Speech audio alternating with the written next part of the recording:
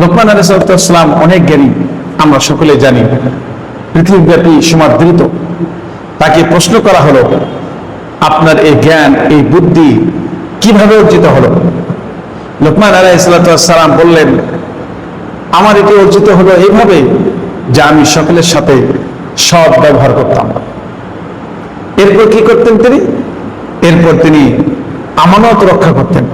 তিনি বললেন, আমার শরীর একটি আমানত, আমার হাত আমানত, আমার মুখ আমানত, আমার চোখ আমানত, আমার ব্যবহার একটি আমানত, এটি আমি রক্ষা করতাম।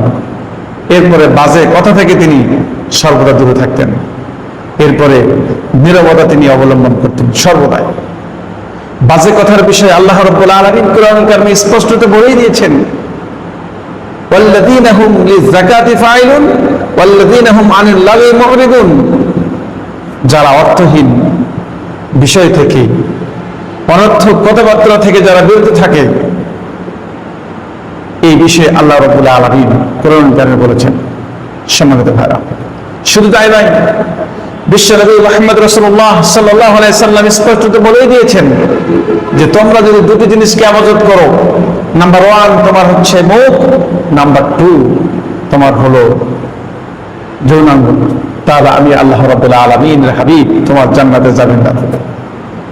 এরপর লোকমান আলাইহিস সালামের একজন মুনিব ছিল। মুনিব একদিন বললেন যে, লোকমান, একটি খাসি জবাই করো। খাসি জবাই করার পরে খাসির মধ্য থেকে সর্বোৎকৃষ্ট মানের যে জিনিসটি তুমি পছন্দ করো, সেই জিনিসটি তুমি আমার সামনে হাজির করো। লোকমান আলাইহিস সালাম খাসি জবাই করলেন। খাসি জবাই করার পরে তার মুনিবের কাছে সর্বোৎকৃষ্ট মানের যে জিনিসটি নিয়ে আসলেন, সেটি হলো ওই খাসির জিহ্বা এবং হৃৎপিণ্ড। এরপরে পরের দিন মুনিব বললেন, যাও আবার খাসি জবাই করো। খাসি জবাই করার পরে তুমি আবার খাসির থেকে তোমার প্রিয় নিকৃষ্ট যে জিনিসটি, সেটি তুমি নিয়ে এসো।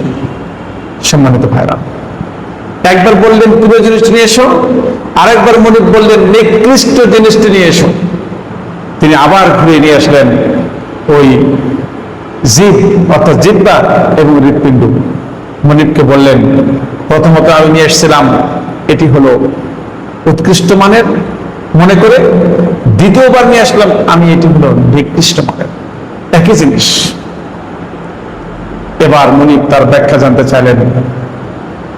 লোকমান আলাইহিস সালাম তিনি স্পষ্ট বললেন, যে ব্যক্তি মুখ এবং তার কল্পকে হেফাজত করতে পারে, সেই ব্যক্তি সবচাইতে উৎকৃষ্ট মানের বান্দা এই পৃথিবীতে হতে পারে, আল্লাহ রাব্বুল আলামিনের কাছেও তিনি হতে পারেন।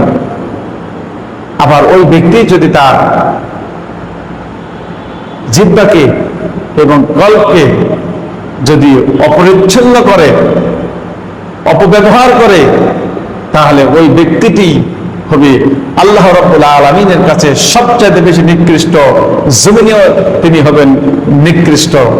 সম্মানিত ভাইরা, এই জন্য আল্লাহ রাব্বুল আলামিনের মেসেজগুলো কোরআনুল কারীমে যেটা দিয়েছে, দেখুন আজকে মানুষ এই মুখের ব্যবহারের কারণে আজকে মানুষ কত পৃথিবীর মধ্যে তারা কত সম্মানিত হয়।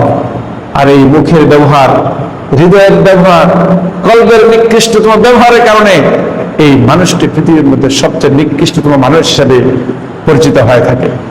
সম্মানিত ভাইরা, আমি আপনাদের মাঝে উত্তপ্ত আহ্বান জানাবো।